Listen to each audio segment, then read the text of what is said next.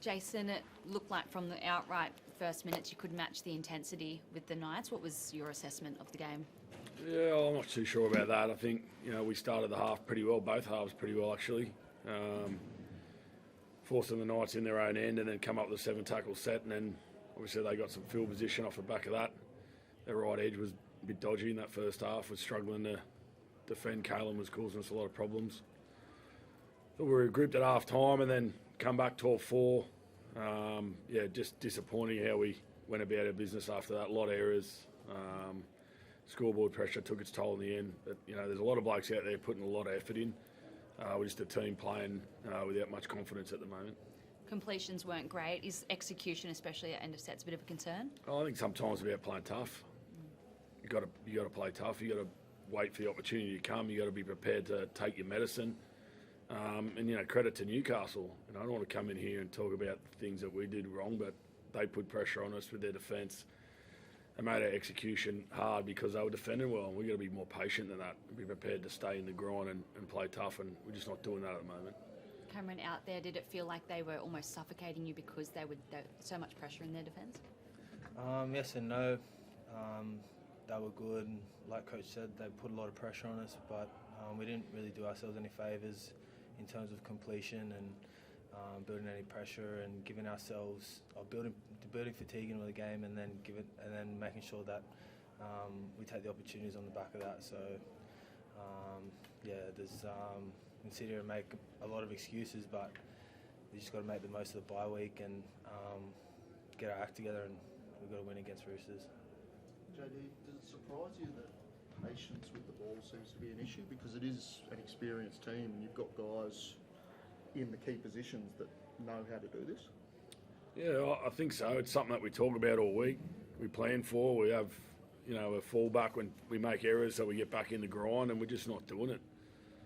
We're creating half chances, and we're not prepared to just bide our time for the next one when that chance becomes a full chance. But saying that, we're working hard. Blokes are trying to be desperate defensively. We're 2 kick tries, 1 hits a referee, an intercept try. There's 16 points we've given up there.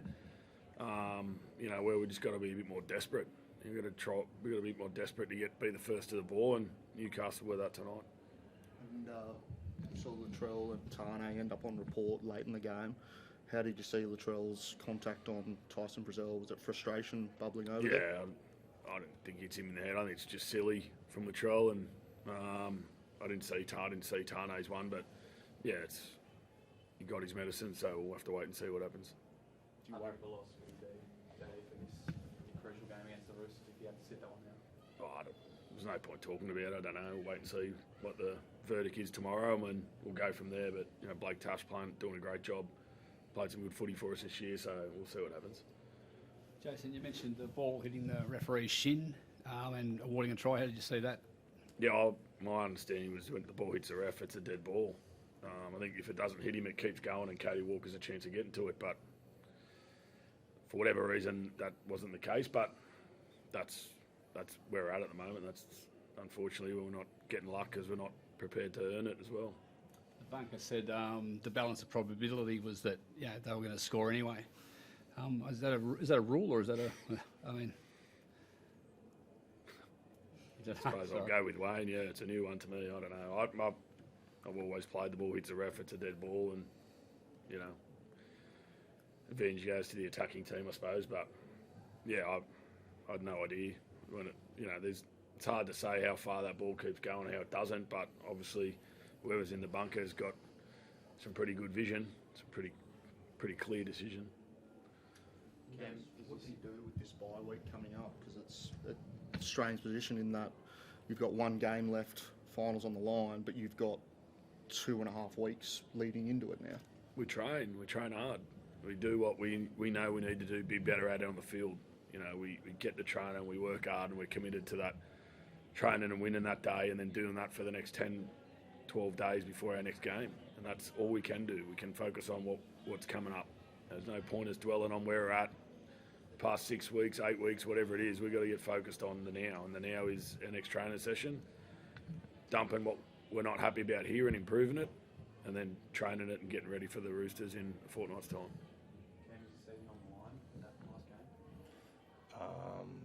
I don't know. I guess it'll be dependent on the ladder and stuff like that. So we'll wait and see. Thanks, guys. Thank you.